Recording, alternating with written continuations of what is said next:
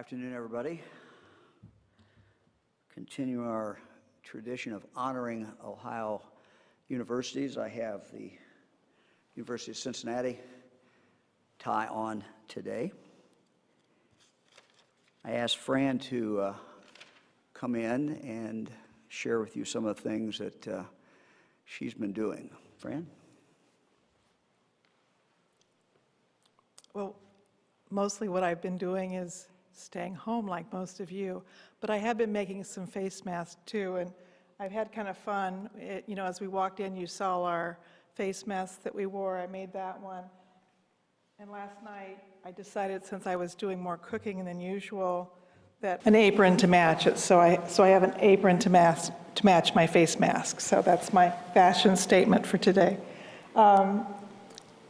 And I thought what would be good is, because we're trying to teach our children to be safe as well, I made face masks for all my little grandkids. And some of them are, even little Tad, who's just a year and a half, I made this little tiny one for him with some elastic on the back. So anyway, that's Tad's. I put up a couple of recipes, one for kids. I put up my recipe for sidewalk chalk paint. I know a lot of people have been doing beautiful work with sidewalk chalk, and it's hard to find it, and you don't want to go to the store and look for it. And so my recipe just uses cornstarch and water. It's a cup of cornstarch, a cup of water, and either kids paint with it or food coloring. And you can go out and paint the sidewalk. It's a great thing for kids to do outside. I'm also putting up my grandmother's whole wheat bread recipe. I usually don't make it because it takes a long time to make it, but since I'm home, it works out pretty well. And it uses a lot less yeast than normal bread because you put half the flour in, let it rise for a while, and that yeast grows, and then you put the other half in. So those are just a couple of the things that I'm doing at home. I made some face masks for friends.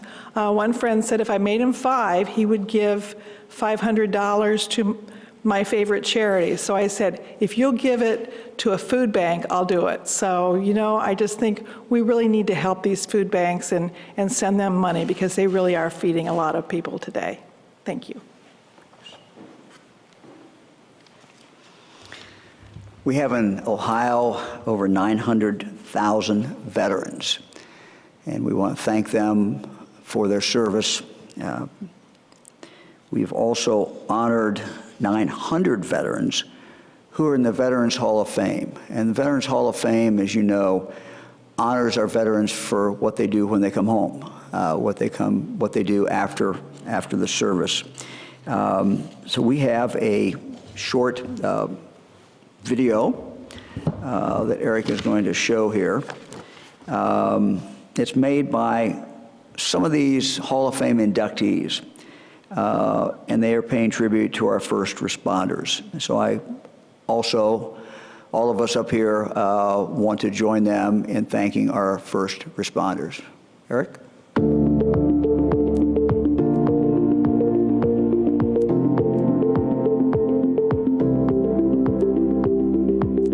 Hello. As a native Ohioan and retired Navy SEAL, I want to take a moment and say on behalf of Ohio veterans everywhere, we salute our medical professionals, first responders, essential personnel, and volunteers. You are fighting on the front lines. We appreciate your service and sacrifice to all the communities around this great state. Fellow Ohioans, we need to stand together by staying away. Please, respect and follow the guidelines and the orders that are in effect. We extend our appreciation to Governor DeWine, Lieutenant Governor Husted, and Dr. Amy Acton for their transparency, leadership, and bold decisions during this time. We applaud Ohio businesses, large and small, for life-saving ingenuity, entrepreneurship, and for being nimble as the landscape changes daily. On behalf of Ohio's 733,000 veterans, please know we'll get through this. As veterans, we fought for you, and now it's our turn to say thank you for fighting for us. We support you today, and we will support you tomorrow. Let's all work to flatten the curve.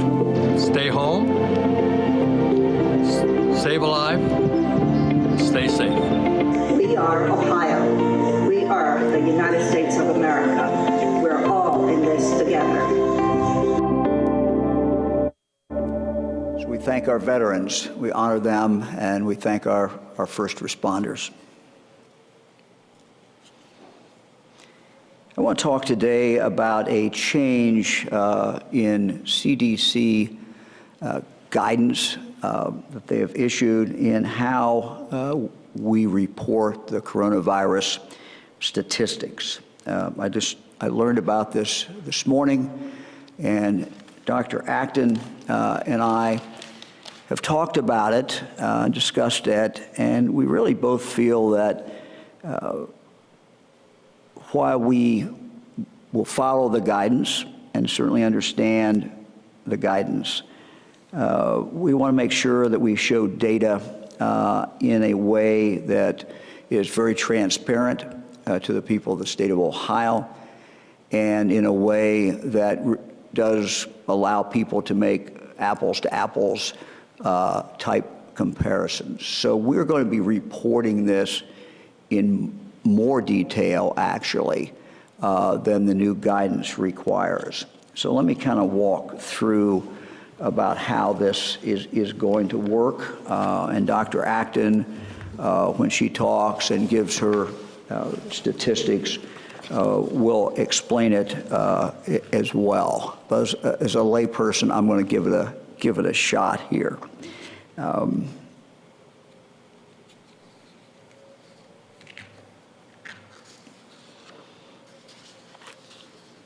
So the numbers that you will see today, I believe, will be under this new reporting system. On April 5th of this year, the Council of State and Territorial Epidemiologists, known as the CSTE, put forth new case surveillance recommendations. The CSTE is a national organization made up of member states and territories representing public health epidemiologists, scientists who study infectious diseases and their spread. The CSTE provides technical guidance and assistance to the states and to the federal partners, such as the Centers for Disease Control, the CDC. CDC is now recommended that states follow this. Up until now, before this change, the guidance allowed doctors to count as COVID-19 cases only those that had been confirmed by a laboratory test.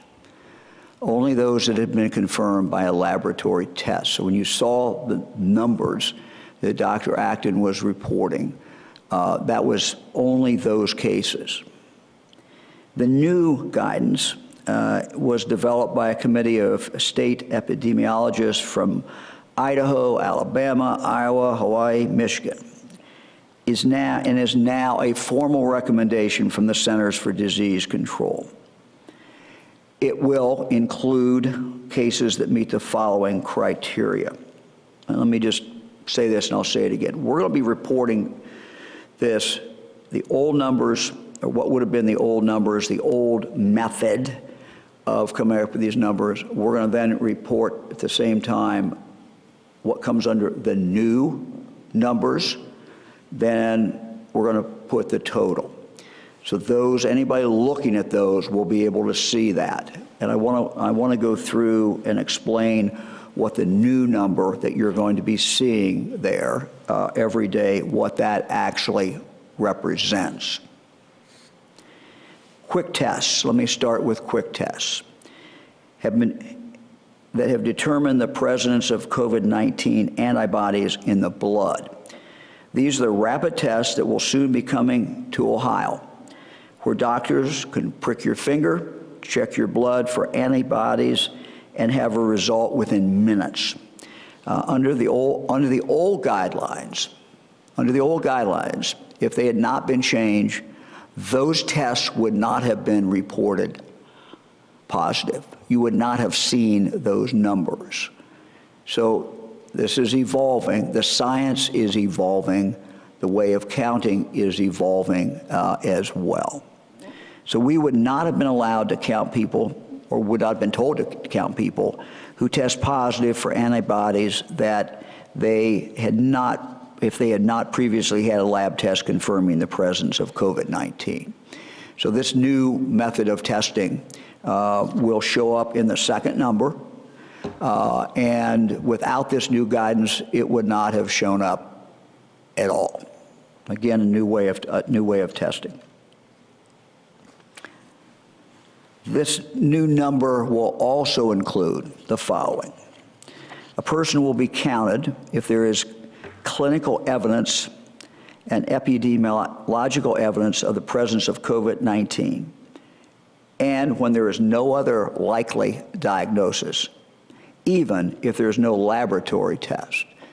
So in this case, no laboratory test, but there's clinical evidence and epidemiological evidence of the presence of COVID-19, and there's no other likely diagnosis. That will be the standard that the reporters will use. The reporters, the medical professional people. This means that doctors in hospitals or outpatient facilities may determine that someone has COVID-19 based on his or her symptoms, such as fever, cough, pneumonia, along with a history of possible exposure to a confirmed case. An example might be a person who had all of those symptoms, who was living in a nursing home that already had confirmed COVID-19 patients.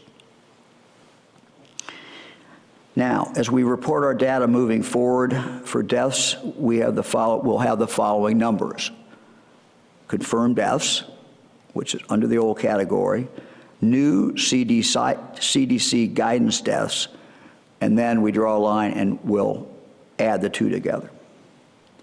By the way, the National Center for Health Statistics, which is part of the Centers for Disease Control, in their death reporting for COVID-19, it's my understanding, is now reporting probable deaths in those numbers. So what this new guidance enables all of us to do is to better track who has the virus currently and those who have had the virus, those who are recovered, those who are no longer a threat in passing it along to others. Using this guidance will be instrumental in helping us trace the spread of the disease and eventually isolate it to smaller pockets or areas so we can open things back up again.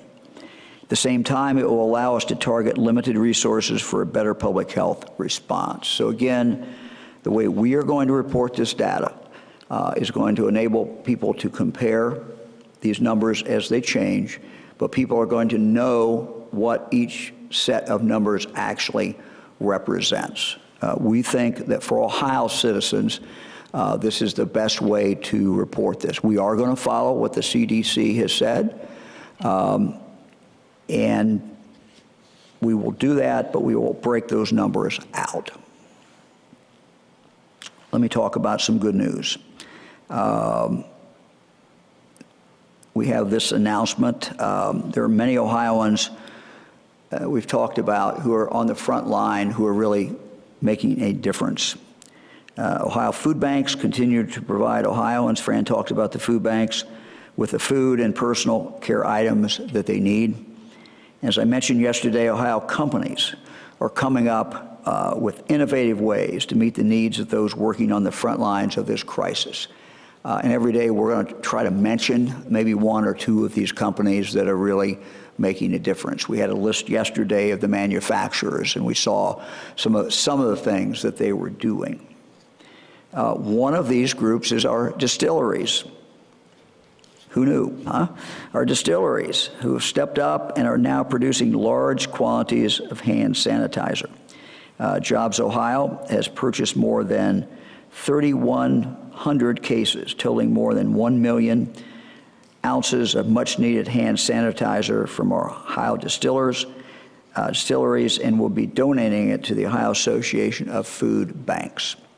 Shipments of the hand sanitizer are arriving at distribution centers this week, and will be delivered to Ohio's 12 food banks next week and over the coming months as they need it. So we thank them for that. I want to thank the distillers and Jobs Ohio for helping the Ohio Association of Food Banks as they work to provide Ohio families with food and the other personal items, healthcare items that they need to stay healthy. Yesterday, I got a question about our food trucks. Food trucks, I know, are certainly a favorite of many of my grandchildren, our grandchildren, and they're can be quite a hit and provide some really great food. The question yesterday was about these food trucks at our rest areas and how this would help people who are driving, people who have to be driving, and certainly how it would help our truck drivers. Our rest areas certainly are not as crowded as they have been in the past, but it is important that our truck drivers and other essential personnel have access to hot meals as they get food and other essential items to our grocery stores. Truckers, I give a shout out to them. They're making a difference. They certainly are essential. Last week, the Federal Highway Administration announced they would temporarily allow us to use these food trucks. Our Ohio Department of Transportation has created a new permit which will allow food vendors to sell food to truck drivers and other essential personnel stopping at the state's 86 rest areas. The permit is of no cost to the vendor and can be found on ODOT's website. And let me just give that. It is transportation.ohio.gov, transportation.ohio.gov. This is in addition to the regular vending machine service that is provided and has been provided for many years by Opportunities for Ohioans with Disabilities. Let me talk for a moment about Medicaid and some changes. Our goal in Ohio is to keep as many people as healthy as possible and to ensure those that get sick with COVID-19 that they get the treatment that they need. That certainly includes reducing barriers to care.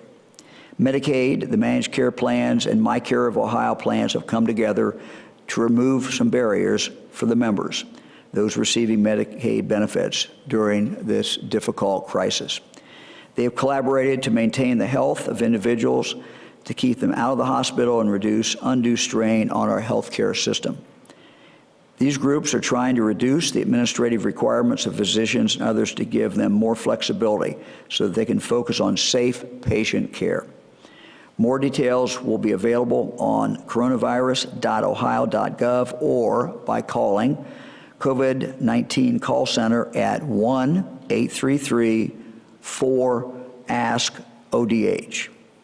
But let me also give an overview of some of these changes. Medicaid has eased several pharmacy benefit restrictions as follows. Prior authorization will be bypassed for new prescriptions. Members will receive pharmacy benefits regardless of in-network or out-of-network provider status. Third, the threshold for refills on certain prescriptions will be relaxed. Number 4, pharmacists who dispense emergency refills without a prescription will be reimbursed. Number 5, pharmacies that dispense over-the-counter medication without a prescription will also be reimbursed. Member copays will be waived. This is for all prescriptions. And 90-day supplies on maintenance medications will be authorized. The managed care plans have already lifted prior authorization for all but a few services. This took effect on March 27th. Physicians and other providers without prior authorization by a managed care plan are using clinical judgment to determine if something is a medical necessity. Again, for further details, please check coronavirus.ohio.gov, coronavirus.ohio.gov, or call 1-833-4-ASK-ODH for more information. Let me now turn it over to the Lieutenant Governor. John? Thank you very much, Governor. Some good news on this Good Friday that I wanted to share. Early this morning, I got a call from folks at Steris, which is a company up in Mentor, Ohio, and they let me know that they received FDA approval for small-scale N95 mask decontamination. So we know the large-scale things that Battelle is doing for us in Ohio. Steris received small-scale approval to do this. It's through their V-Pro, which is a vaporizing hydrogen peroxide sterilizer. Easy for me to say. That's the technology that they use. Battelle can do up to 80,000 a day per machine, but these are smaller scale, smaller, that can fit into a business healthcare facility. They do 10 masks in 28 minutes, and they have 100 of these machines across Ohio. So it's just another example of the Ohio innovators out there, the businesses who are stepping up and solving problems. The technology for this was developed right there in Mentor, Ohio at the Steris facility, and we thank our innovators and entrepreneurs and healthcare professionals who are really just solving problems every day out there, and it's fantastic news. Additionally, I wanted to say, you probably, if any of you have school-age children like Tina and I do, our children are at home doing, conducting school every day. Our daughters do it online, and it's worked out great. But yesterday I came home, and my daughter Katie had shown me a mask that she made for me. She went in my drawer and tore out some old T-shirts and just folded them over and made them. They did this as part of their 7th grade life skills class that Pam Meadows, their teacher, conducted for them. And these work great. So you can, everybody has an old T-shirt laying around the house, and while they're not quite as fancy as the one that the First Lady has been able to develop, that's still pretty good for a 7th grader. And I really appreciate Katie and Pam Meadows, her teacher, and all the teachers out there who really are stepping up to make sure that education goes on, and using even a difficult time period as a way to teach a new skill and to help all of us get through this. So thank you very much to Pam Meadows and to all the teachers out there that are doing great work. One of the things, the governor and I do calls with mayors and business leaders and county commissioners and elected officials all the time, and one of them that I did this morning was with the transit authorities and the mayors of the cities where those transit authorities are operating. What we did, working with Dr. Acton's Department of Health, was to set out some protocols and some guidance on how they could make sure that the transit operations were as safe as they possibly could be for the people operating the transit authority, for the people who are riding on those buses or trains or the various tools that we have available for them. The one thing that the leaders of the transit authorities wanted me to remind folks is that the only people that are supposed to be out there are people who are doing essential business. And so make sure that if you're using the transit system, that you're out there doing essential business. There's no reason to bring people together in those spaces unnecessarily so. And they wanted me to emphasize that as a reminder to take into consideration the safety of the workers who are operating those, and to be considerate to them as you're doing this. They're asking their customers to wear a mask. If you have, masks available and you're on the bus, they would like for you to wear a mask. We're working to provide all of the gear, the PPE that the bus drivers and the transit operators need, but they really did ask for the benefit of you, the other riders, and the people who work there, that you use safe hygiene habits, only ride when necessary, and that you wear a mask if at all possible. So remember, we're all in this together, and to minimize the threat of spread, we can all take those precautions that help out. Also, really appreciate the interaction the governor and I have had with businesses.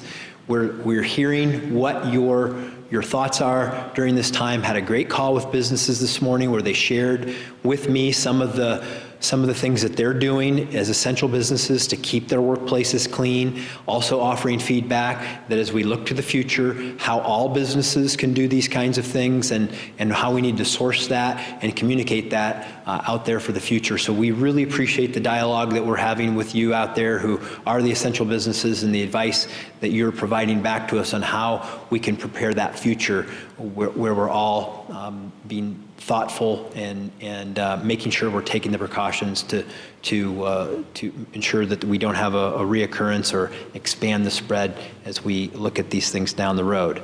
Also, I got a call, had a couple of them, from farmers saying, are there restrictions on us under the essential business list? Goodness, no. Farmers are essential. Yeah, we need you out there to plant your crops and to make sure that we are prepared to keep the food supply chain humming.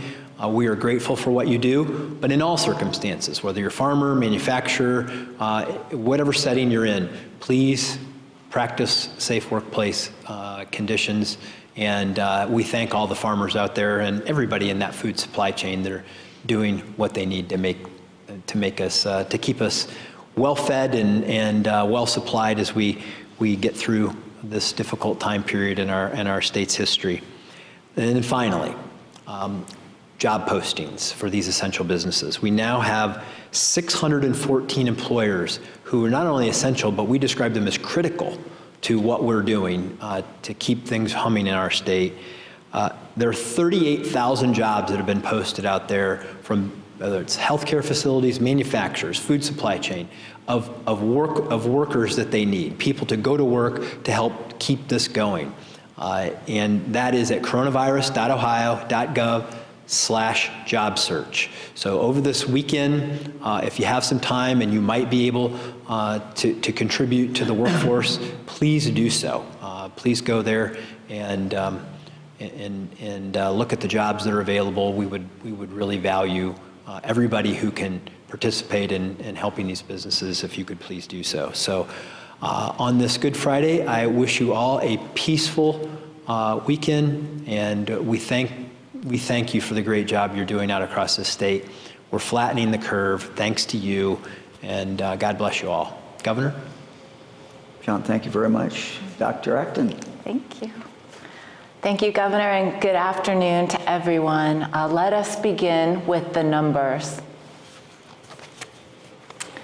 So today, we are talking about total cases at 5,878, and our hospitalizations are a little bit above 1,750.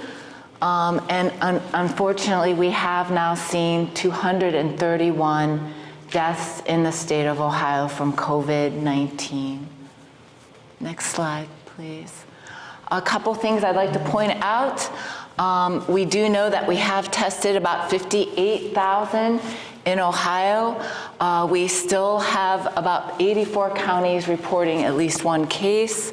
Our ICU admissions are still in the 9% range. Our hospitalizations right now are 30% of our cases because we know we're testing the sickest. Next slide. This is a new slide that we have on our website. Again, really trying to be as transparent as we can be and share with you the data as we have it. This was the dashboard I showed yesterday that's tracking a 5-day case average so we can start to see trends. Any one day we might see a slight fluctuation, but the data we're really concerned with here is starting to watch the trends. We know we're sort of flattening, and that flattening is by and large staying even. It might be flat for a long time, not a sharp peak to this. But what we really are looking forward to seeing is those numbers going down. And this gives you sort of a 5-day trend. Next slide. This slide actually shows hospitalizations, a little bit of detailed data. The mean age at hospitalization is 64, but as you can see here, on the age range from as young as under 19 and then going up by decade, you can see it's a bit skewed. So we are seeing people younger in the 40s, 30s, 20s, and a few that are in the 0 to 19 age that are hospitalized. We are, in our data overall of cases, seeing slightly more females, but something we've seen around the country that hospitalizations, in this case 56%, are male. So it is, for various reasons that the science is still trying to elucidate, seeming to be worse scenario for males. Next slide.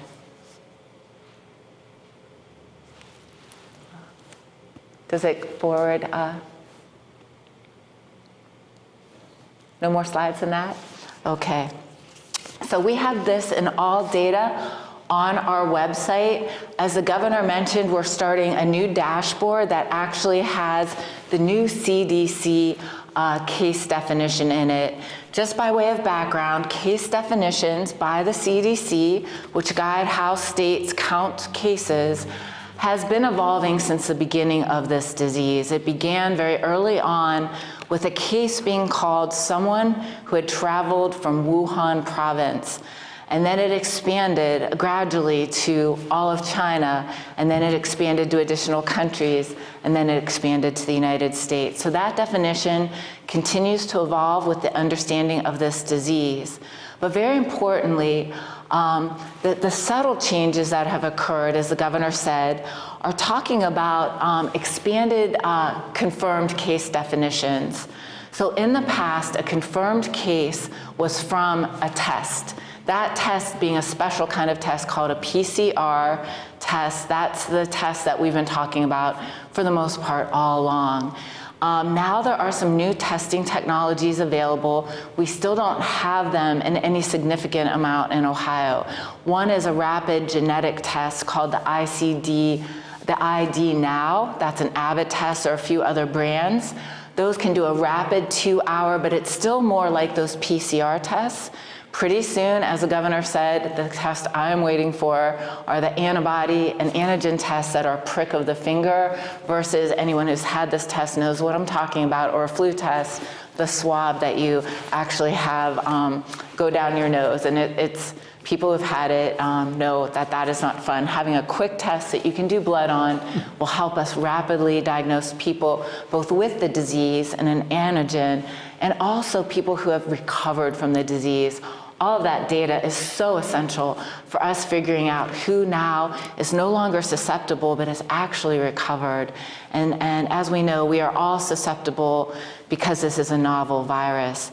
So that new definition will be including the new types of testing that are now available, though I can tell you that is not really widely available in Ohio yet. What that did for us is change our case definition yesterday by about 17 cases. So it's still not a lot of numbers, but we want to be really clear with folks where we're getting our numbers as we move forward. And it also allows the diagnosis of cases in epidemiologic and clinical conditions.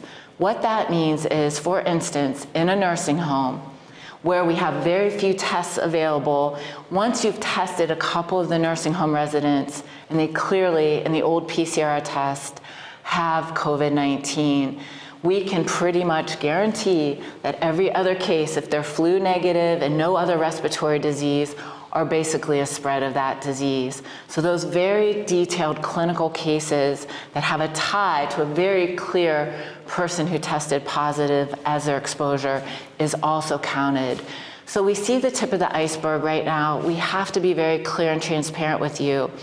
All of these numbers are a gross underestimation of the amount of disease out there. Again, most people are mildly symptomatic.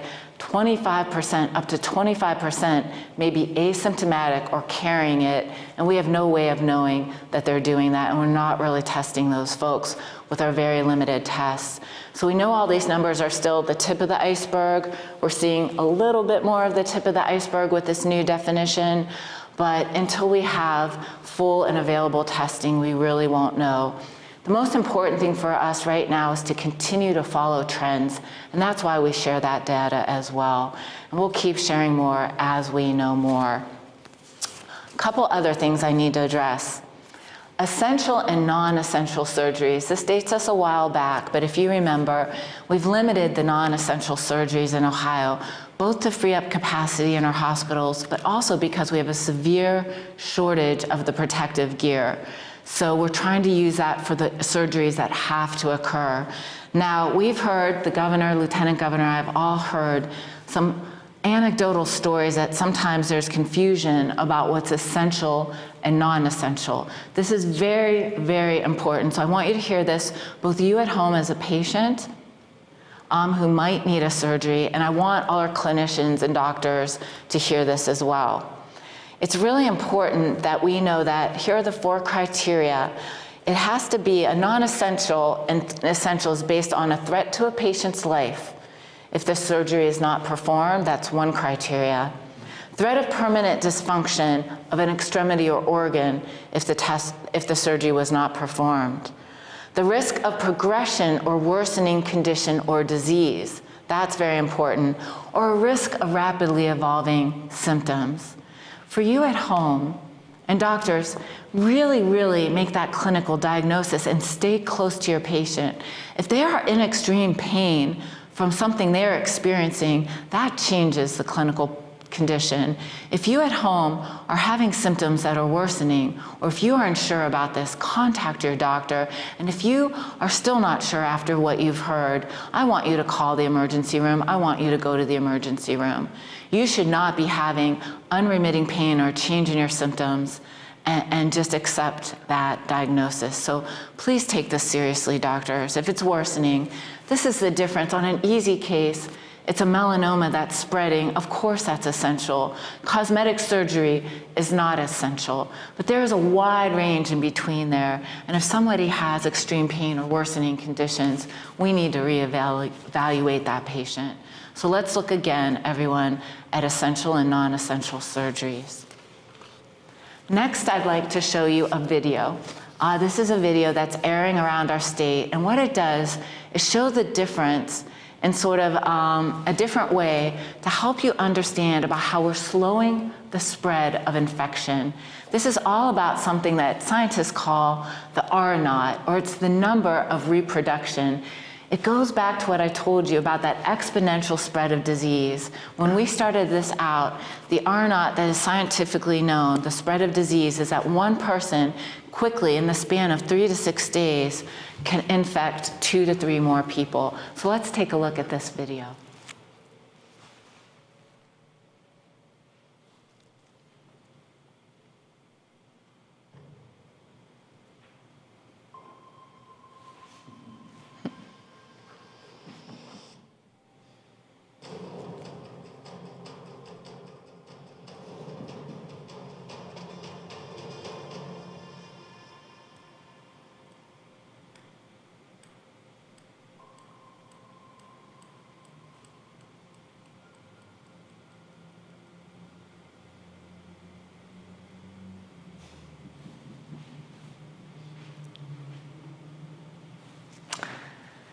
So you'll probably want to watch that video again. The first time I saw it, I have to admit, it took me a second to understand.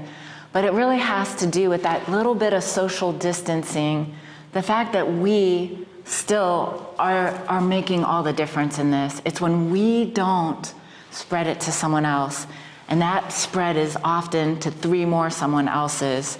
And there's a wonderful article about this in the Columbus Dispatch today. I really recommend people reading it. It's more about this reproduction number. So this R0 is what happens when there's a new virus and all of us are susceptible. And R0 takes into account how contagious the virus is. Well, we all know now that this virus is very, very contagious, much more contagious than the flu. How many susceptible people there are. In the beginning, all of us were susceptible, and over the course of time, more and more of us will catch it, more of us will recover, and we will go from someone who's infected, so susceptible, infected, or recovered. And it also has to do in this number of what we do to stop that spread. So the R0 for this was at first told to be 2.3. You want an R0, whenever an R0 or that spread number is above 1, it means that we're exponentially growing it. When you have an R naught of 2, it means that at first you have 100 people infected, but in 3 days, you might have 200 people infected, and 3 days later, you now have 400, and that goes on exponentially. But when that R naught is less than 1, that is actually happening in the reverse. You might have 100 people, but now they only spread it to 50 more instead of 200. And then the next doubling, they only spread it to 25 more. So that exponential goes in the opposite direction. And that's when we start to see a disease burn out, or really not, we break those chains of transmission. So the things that we have seen over the last 2 weeks, because of that spread, because that ping pong ball is not snapping off and spreading it to others, means that we have lowered that R naught as a guess, and this is an underestimate based on the amount we can test, to 1.21. We know those R naughts are underestimates, but still, it shows that you in Ohio are slowing that spread. And the more and more we can do that, the more and more we can stop that rapid spread of disease. Finally, I want to say one last thing. This is a very special time of the year, and the holiday and the symbolism are not lost. I think it's very important to know we are sharing some great news, the great news in Ohio of what we have done to stop the spread of this disease and slow it down. But there's a very good David Brooks column. He's one of my favorite columnists. And he called it the pandemic of fear and agony. I think it's really important that we talk about what is optimistic and look to what is good. But I never want to deny for you, the honesty about the fear and the pain many of us are going through, from losses of jobs to things. And he said in his column, this is about our bravery, and I'm telling you this weekend always at this holiday makes me think about it, and the vulnerability, and that we're still being brave in the face of things that make us afraid and anxious and vulnerable. So David Brooks said, I am reminded that this is a time to practice aggressive friendship with each other, to be the one who seeks out the lonely and the troubled. It is also true that character is formed in times like these. People see deeper into themselves. They bravely learn what their pain is teaching them, and they become wiser.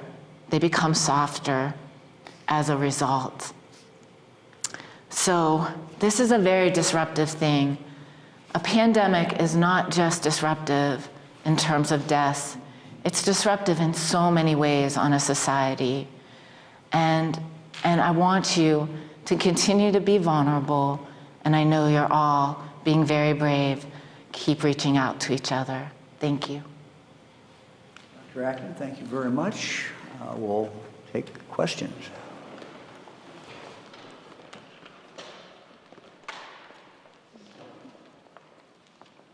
Hello, it's Tara Morgan with ABC 6 News. I just had a question about, should this be seasonal, as it's been talked about in the national media? How do you talk about mitigation in terms of people who have stayed home and are not exposed, and they're worried about catching it if we do have a second wave? If we do have what? A second wave of this later on, after we've gone over this curve and everything. Take that. Yes. Thank you so much. So we know that a vaccine is at least a year to a year and a half away. And so this is not a journey that ends just in this immediate future. We will still have large parts of our population that have not yet been exposed. That is why we absolutely need to scale up our testing capability in this country.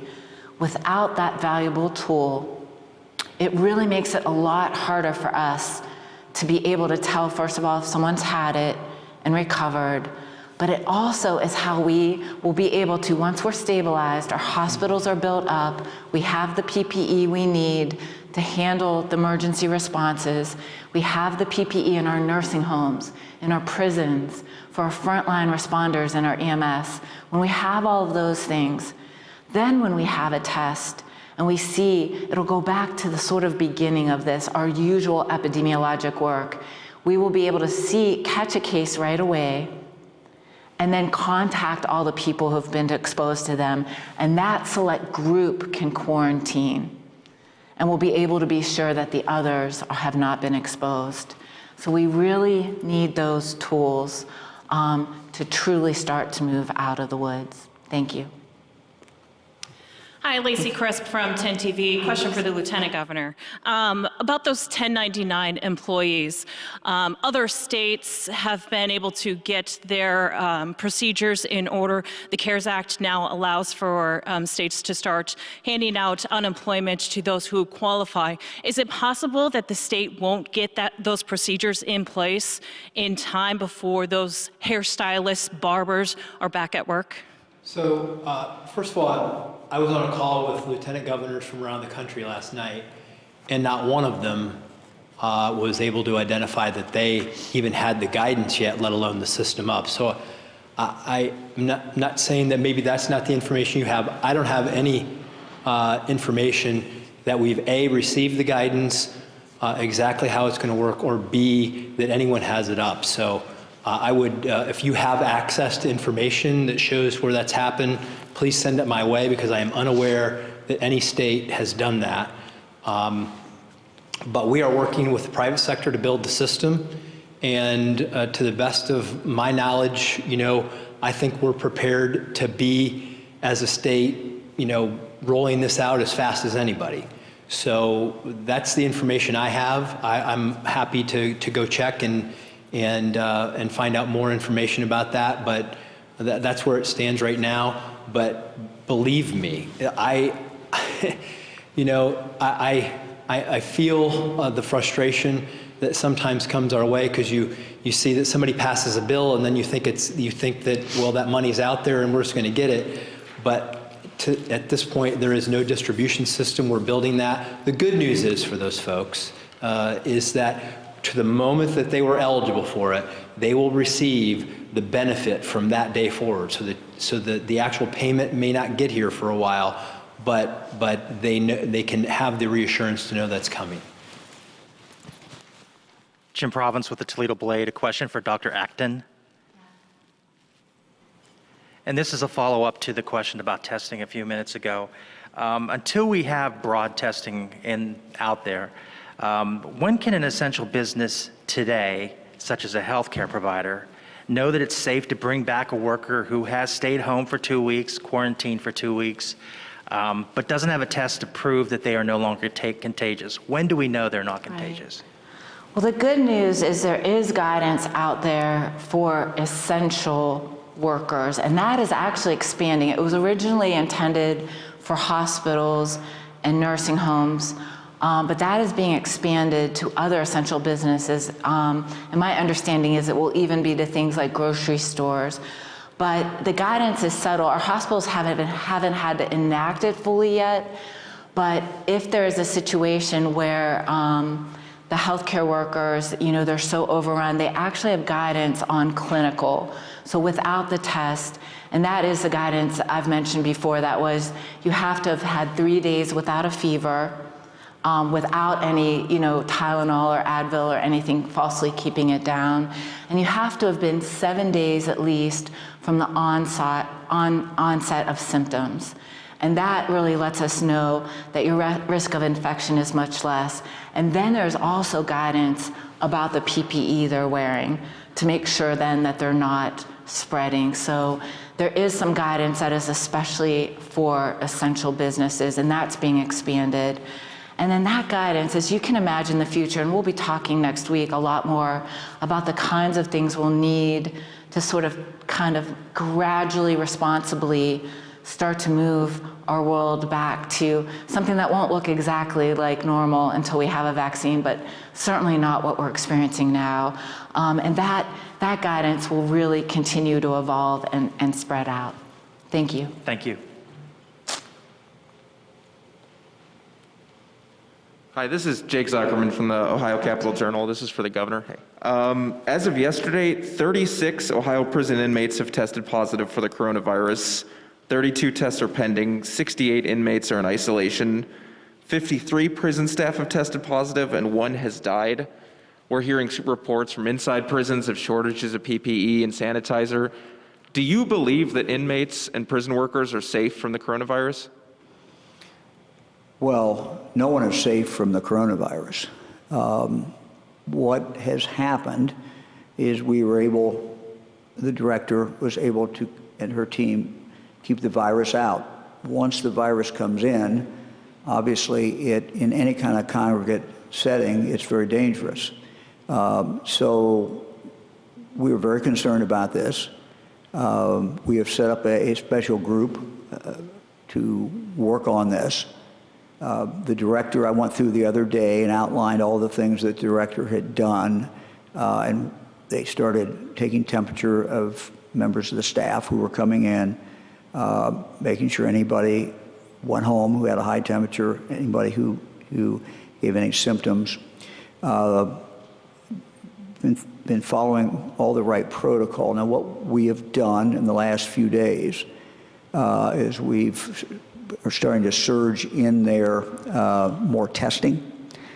So we will be completely testing some of these prisons, every prisoner, and that will much better able to determine who has it, who doesn't have it, how to segregate them, and how really to attack this. So new testing, widespread testing in any prison where the coronavirus, we have evidence the coronavirus is there. The other thing that we're doing as far as the personal protection equipment, we are surging that equipment in there as well. So this is something I take very seriously. We have a responsibility to the employees, TRC employees. We have a responsibility to the prisoners who are in our care, and we will do everything that we can to try to keep them safe. We've also, as you know, started a procedure where some of the prisoners will be released early. We're waiting. The legislature will be meeting shortly, the committee, to make decisions in regard to that. So we are also looking at other potential inmates as far as the ability to possibly release them. So that is a work in progress. But whenever you have a congregate setting, we worry very, very much about it. And so our focus now, as we get more masks in, as we get more equipment in, we're going to focus that on wherever we find a hot spot, whether that hot spot is in a nursing home or whether that hot spot is in a prison. These are the things that keep us awake at night. These are the things that we worry about, and we are focused on it. That does not mean it won't spread. Does not mean we won't have more trouble. But we're doing absolutely everything that we can with the tools that we have, and we're trying to get, we've been pulling additional tools in. So on the COVID-19 masks, for example, some of those are directly going into the prison. Did I hear you say that you're going to test every prisoner? Yeah, we're going to test every prisoner. Okay, thank you. In those prisons where we have already determined it. And we've been working with our nursing homes in regard to how, when there is a problem, we surge in more resources in those nursing homes, because these are the two potential really places where things can unravel very quickly, just because of the way people live together. So I have a bit of an update on the 1099 question that I got a little bit earlier. There are a couple of states who had these systems already established because they had hurricanes or things like that do have some form of this up. But the states that have not built those systems in the past are the ones that are having to start from scratch. So those are some of the challenges that states like Ohio are having. Adrienne Robbins, NBC4, and my question's for either the governor or the lieutenant governor. We hear about these companies quickly getting FDA approval and how we're cutting through red tape to allow our companies to be innovative. Do you think when this is all over, we'll look back and realize a lot of the red tape that we put companies through probably isn't necessary? Or right now, are we just taking the necessary risk to cut that red tape? Well, I think the answer is probably yes. But I think it's always a balance. And it's all, you weigh these things out. Fran was telling me that she watched a show on the polio vaccine. Something that we remember when we were kids and got shots, and that was rolled out pretty quickly. And there were some people concerned about that. But judgments had to be made, and they made the judgment then, instead of waiting 5 years or whatever it would have been, we need to get this out. And it turned out many lives obviously were saved because of that. So I think it's always a balance. I don't think there's any it's hard sometimes to weigh those things out. What we did with the FDA, for example, in regard to Battelle and the sterilization process, they checked all the boxes. They went through everything. They just crammed it together in a shorter period of time. But FDA, would have no business authorizing that procedure unless they were sure it was okay. So I think you're seeing things, when there's an emergency, human nature is you can get stuff done faster. And sometimes that's just the way human nature is. So I think it's always a balance, and we always have to be careful. We don't want to shove things through too quickly, but we're in a hurry because we got lives at stake. Yeah, thank you. And understand that these were granted under an emergency use authorization. So it's not the standard procedure. They do have waivers for circumstances like this, and this is an appropriate time this is an emergency. This is when it needs to be done. Thank you. Hi, this is Molly Martinez with Spectrum News. My question is for all three of you, really. It's been months now that you all have been in a full sprint to get ahead of this pandemic. When the cameras are off, how are you guys holding up personally? How am I doing, Fran? How's Fran doing? Yeah. So a week ago, one of our friends brought us a new puppy, and that's really helped a lot because we lost Teddy before Christmas, and now we have a new Springer. She's a 1.5 years old, and it's been good for she's bonded to me, so I bonded to her, I guess. So yeah, we're doing okay. There are a lot of people out there who are watching this who have had a much rougher time, and certainly anybody who's got the virus has had a difficult time, and our first responders, what they have to deal with, and so, we're doing fine. I can add, and then I'm sure Dr. Acton has some things that she will want to add to that, but I'm very blessed to have a great supportive wife and family, and I know I'm blessed with that. But honestly, every time I hear somebody complain, I always say, I know there are a lot of people out there who have it a lot worse than you do or I do, and I always think about them. I always think about what somebody who's really struggling has to deal with, and I just feel a sense of responsibility to do everything we can to serve them, and that's what public service is supposed to be about. Thank you. It's kind of you to ask that question, and it is an honor to do this. It is a long haul. We work, you don't see behind the scenes. Every decision is so hard got, and they're working tirelessly, and our whole teams that you don't see are. But likewise, if I could just say to my husband at home, Eric, I love you, and you've just been so good. Again, to have the support you have makes all the difference, and my husband's just amazing.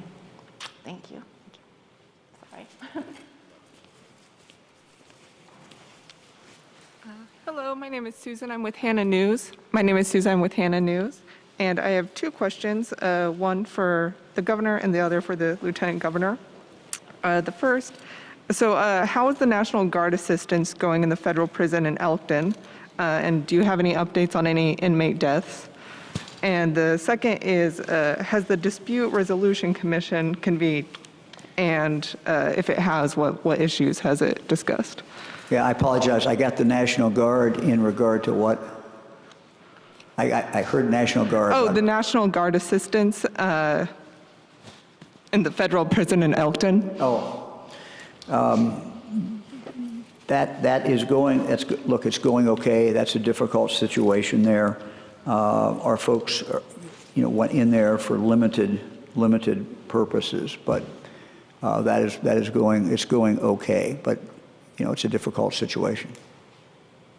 John, you want to take the other? Sure, it's a great question. Dispute resolution. I know that they got organized this week. I don't have any information on what cases they have. We will check that out and we will get back to you. Thank you. Thank you. Hi, this is Jessie Bulmer with the Cincinnati Enquirer. My question is probably for Dr. Acton, but perhaps the Lieutenant Governor as well.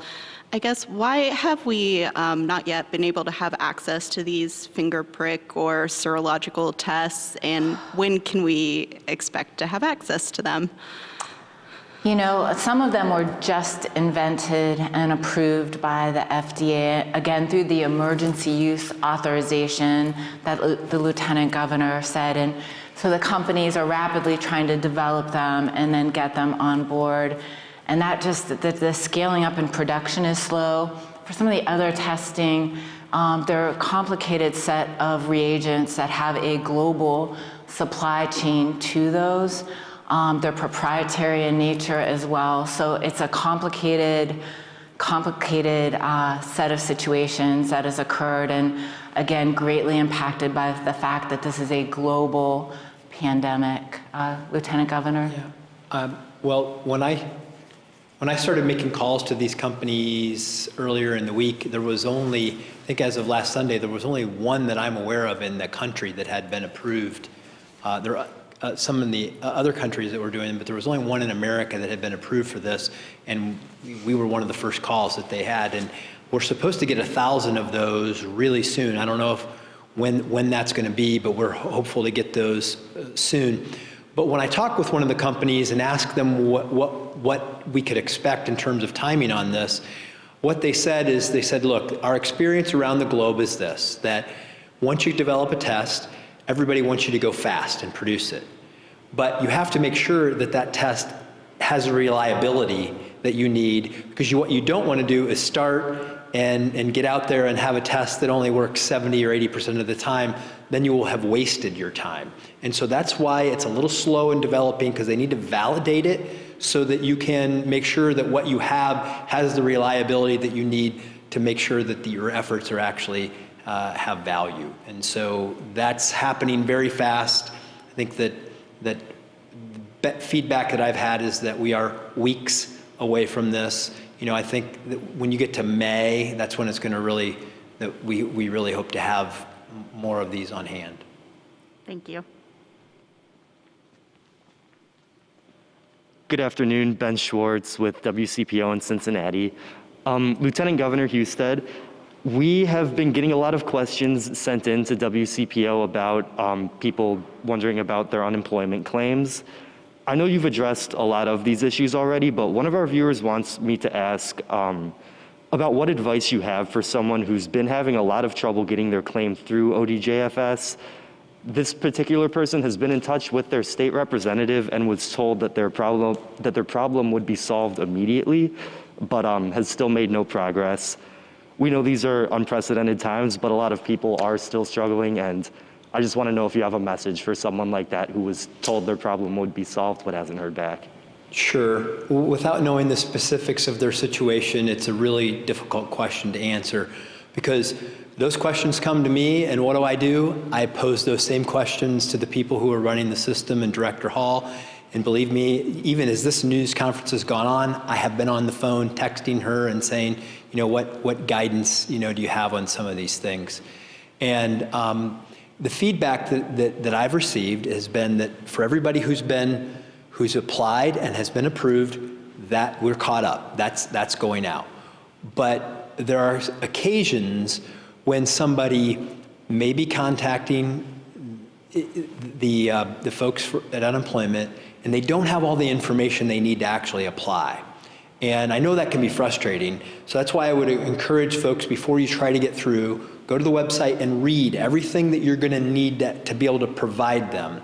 Again, this system was not designed for these circumstances. The system is usually designed for checks and balances to make sure that somebody, doesn't try to take something from the system that they haven't earned. And so that's why those safeguards are put in place. But in a time like this, the safeguards can seem frustrating because it's like I have to have this and I have to have that. So go to the website, make sure you get all the information that you're going to need to apply, have that in place first, and then know that they're supposed to get back to you as quickly as they can if you have not. If you don't have what you need, so that they can help you get through that process. But it's very difficult to answer that specific question because I don't know what the holdup. We also know that there are some people who are applying who are not eligible. All of those kinds of things can lead to the frustration. And so I'm empathetic to what folks are going through. Every day we build more capacity, we build more problem-solving solutions into it. And I just ask that you are patient as we're building this out. I know that if you are in desperate need of those resources, that asking you to be patient is not good enough. But believe me, everything that I get from you, I'm taking to them and asking them to solve these problems. Thank you. Max Felby from the Columbus Dispatch. For the governor and Dr. Acton, as projections of the peak in coronavirus cases have changed this week, we've heard a lot from readers and other people around the state who are seeming to kind of doubt the initial threat from the virus. And I wanted to ask what kind of message you or Dr. Acton might have for some of those doubters out there.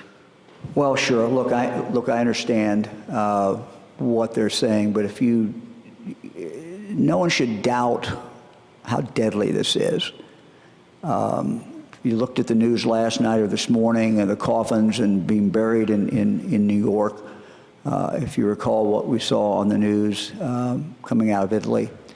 And despite the fact that when we go outside today, looks like just another spring day, we have your fellow Ohioans who are dying today. You have fellow Ohioans who are in intensive care. You have fellow Ohioans who are not able to breathe.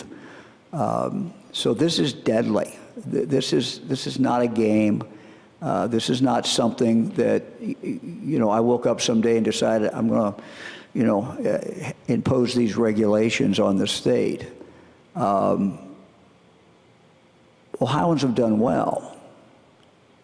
And when you talk about the modeling, they're projections of what might happen if certain things happen. Ohioans changed the outcome.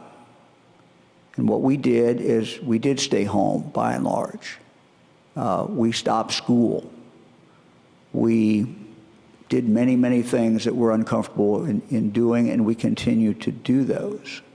If we had not done that, we would be right now in the midst, heading right into the midst of what you saw on TV in Italy, what we've seen in New York. There's a reason that Ohio's numbers are a lot better than we projected, and a lot better, frankly, than other places. And that is because Ohio did this early. We were strong, and that made all the difference in the world. There are different alternative futures, and it depends on what you do today and what we do today. But no one should think that this thing is over. Any Ohioan who has not had this can get it. And there's some evidence that even people who've had it might be able to get it. I'll leave that to the scientists. So while we're going to work, one of the things we're working on this weekend, besides our budget we're working on this weekend is, how we get back in. That's not going to happen overnight, and it's not going to happen with by flipping a switch and everything's going to be back to normal. I wish I could do that. I wish the reality of life was that. So for those who doubt that, I just say, please be careful. It is out there. It is still among us. It is still killing your fellow Ohioans. And what we need to do is stay home. We need this weekend, when families normally celebrate, we have to resist that pull, and we have to celebrate, virtually in any way that we can. Please be careful. I have a little bit of information following up on the question about the Dispute Resolution Committee. Thankfully, that is all posted on our website at the coronavirus.ohio.gov website under the Dispute Resolution Commission. The advisory opinions there, or the meeting minutes are there, so all the information you need should be right there on the coronavirus.ohio.gov website. Thank you. Hi, Julie Carr-Smythe at the Associated Press. This is a question about the modeling, kind of a follow-up to what you were just talking about. Maybe it's a little hard to understand, but it looks as if the modeling on the website right now says that the peak would have occurred on March 22nd without any mitigation. I think it's marked as unmitigated. But the stay-at-home order didn't go into effect until March 23rd. So I'm just trying to understand that picture, which you've been showing a lot, and I know that the numbers are always getting a little better, but it's a little confusing. Maybe that's for Dr. Acton. I think I'd have to take a look at what you're talking about, because I think the unmitigated part, it would have peaked sooner. Actually, maybe that is what you're talking about, the one curve. So if we had done nothing, we would have seen a huge spike. I mean, that is the whole point, and that's what would have spiked quickly on our hospitals. It's what we saw happen in Washington originally. We see that, even though New York had a little time to prepare, they didn't have as much time as I think they would have liked. And so in Wuhan, it was the ultimate of that. They had no time to prepare. So that first curve is really, you'd get it over with. You'd have more people get infected quickly. You'd have far more deaths, and a hospital system that would have led to even more excess death because people wouldn't be able to get the care they need, which is probably happening in New York right now for the other things they really need to get in there. So there's so many confounding factors. By stretching it out, it goes longer. Right. There's no doubt about that. It's a controlled burn versus a wild burn. We're trying to slow burn it, and you're trying to find that sweet spot where you keep everything functioning. But the bottom line is, it's not just about the beds in the hospital right now. We don't have gear for routine surgeries. We have a shortage of medicines for using with ventilators. So it's a complicated scenario.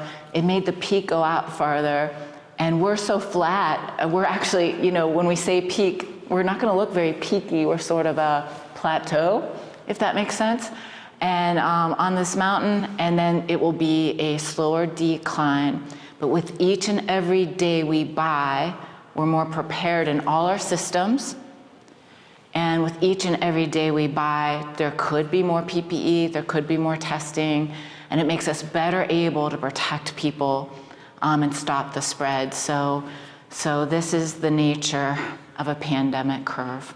Right, but it's not your impression that somehow we were on the way down when some of these mitigation factors were added? No, okay. That isn't my impression. And I also would say that that flatness, what we're going to see as trends, and I just want people at home to understand, you're going to see a lot of hospitalizations and deaths. Even when we're doing good things, it's all sort of following in time. Similarly, if we stop doing what we're doing, most of us are still not immune, and you will see, it will take 2 weeks, so you wouldn't see it right away. And my guess is, and as you watch around the world, places that go too quickly and remove these things too quickly, they see that spike. So just keep watching what's happening, and you'll see places having to go back around, like a Japan and others, and have to go back through what we're doing now. Doing what we do now well gets us the farthest. It helps us the most in economics and the most in saving lives. So we just have to do this part well, Ohio. Thank you. Yes. This is Laura Hancock from Cleveland.com. I have a question for Lieutenant Governor Husted about unemployment. Hello. I am just wondering, there's a lot of people who are writing us and they're saying they're kind of in this bureaucratic no man's land.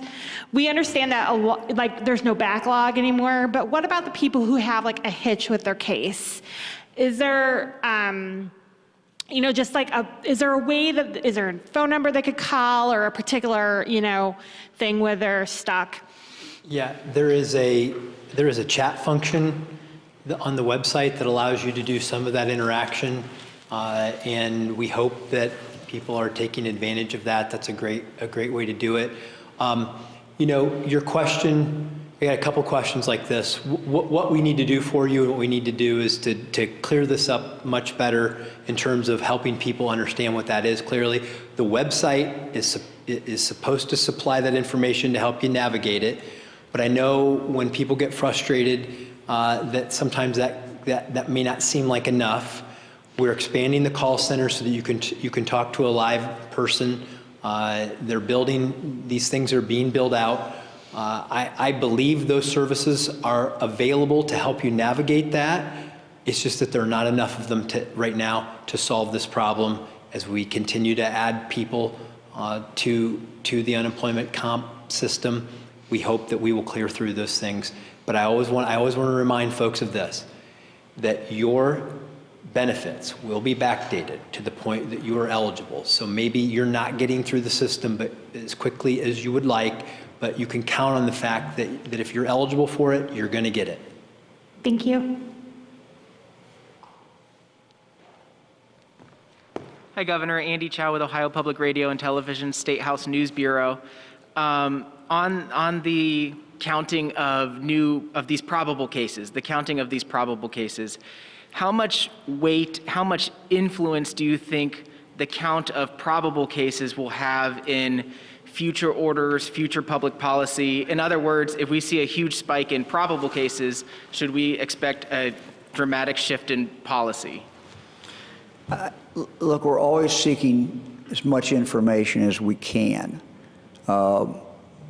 What you're looking for is whatever the trends are. And so, you're going to establish with the new numbers, the new category, you will establish in a few days where those numbers, what they look like, which way they're moving. And then you go from there and see where it goes from there. You're going to be doing the same thing on the numbers we're already counting and the way we're already counting them. So I think you're going to be looking at both. What you're really looking for always is trends, and which way is that trend line moving. And as Dr. Acton just said, going into this, it would appear that we're maybe going up a little bit, but we've really slowed that down. And so we may be at a plateau and then start back down.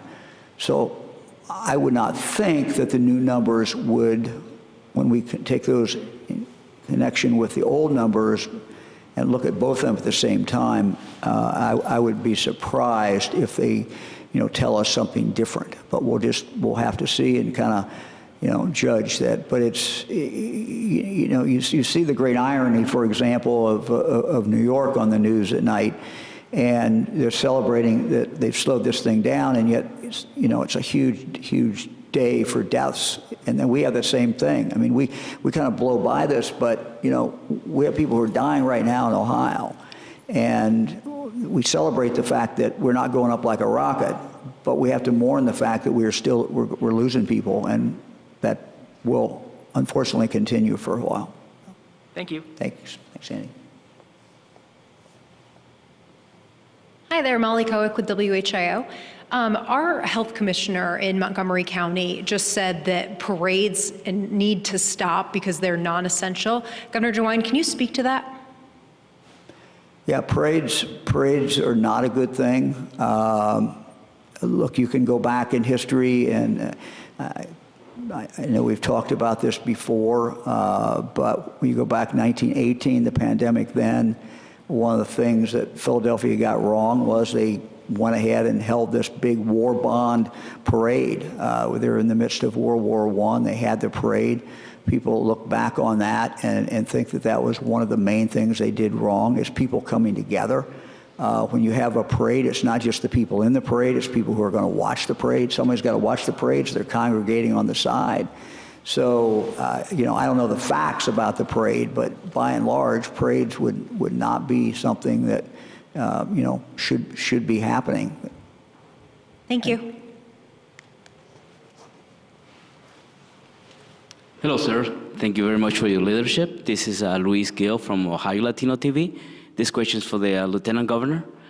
If, as you explained already, governors, and about the unemployment and people trying to file on their phones, being busy, people are still frustrated, and they keep asking us to ask this question, is as the good days go by, up to 3, 4, 5 days of calling constantly and not a single, you know, answer, have you thought about perhaps spending a second shift and different hours?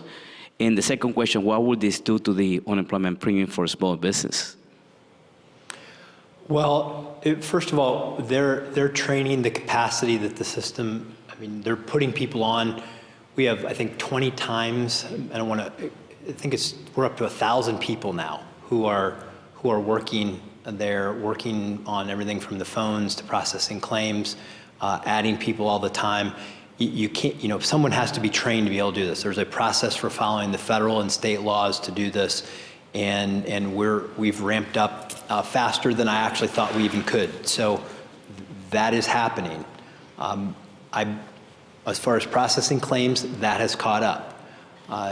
They are catching up on the capacity for the call-in system. It will be open. You know, I don't know what the hours are over the Easter weekend, but you know, they've been operating every weekend, including Saturdays and Sundays, and the online system is available 24 hours a day. And literally every single day, they're building more and more of that capacity. As I've said on several times today already, I am very empathetic to what's going on. Everything that I hear from you, everything that I hear from them is getting driven down into the system so that they know that they have to respond. I can tell you, everybody who works at unemployment compensation gets the urgency of this. This is not like they're unaware of it, and they're building out that capacity as fast as they can. But I do want to put this in perspective, that when you see the unemployment numbers, there are more people that are applying for unemployment in 3 weeks than we typically have in years. It is, you know, I guess in a month, we're having more in a month than we would see over the course of years. And the system just wasn't built for that. And so we're trying to build a system while serving people all at the same time. Yeah, and thank you so much. You just, you know, people that are watching, they just wanna hear something maybe more specific. You know what I mean? My message to them is that we hear you. Yeah. And we are acting, and we will get the benefits to you that you have earned. And to the premiums, Your Honor, sir, the premiums, the unemployment premium, will that, after all this is over, is it going to affect the small business? Well, there is no doubt that the unemployment compensation system is going to need action to shore it up in the long term. That is without a doubt. And thank you very much. How that's done is really a question that we will have to work with the legislature on. Thank you. Hello, Laura Bischoff, Dayton Daily News. I am a last question. Dr. Acton, could you explain how we're going to get to 1,600 new cases a day at the peak when we're only going up a couple hundred right now a day? I mean, is 1,600, is that still the number? You know, I think the modeling numbers will continue to adjust based on how well we're doing our social distancing and how rapidly this virus is spreading. So it's not an exact point in time. We're going to go back and look at that curve when we have data. But the number of cases, as we know, most of the cases that are out there, it's really important to point out, we're not counting. So even though we're counting this number of cases, 80% or more are not being tested. So most of the cases out there are outpatients being diagnosed clinically based on their symptoms, and they're staying at home. Even a good number of cases within nursing homes. Again, not every nursing home person is being tested. There's a couple tested and then they're assumed to have the same disease spreading. So that's a very important part of that. Okay, and then I just had a quick follow-up for either Fran DeWine or the governor. In reporting, you always want to get the dog's name. Could you tell me the dog's name? Your new puppy? Uh-oh. Well, we haven't quite got there, but we're thinking about Dolly. Dolly, okay. With a Y at the end or an IE? Why? Okay, thanks. Thank you.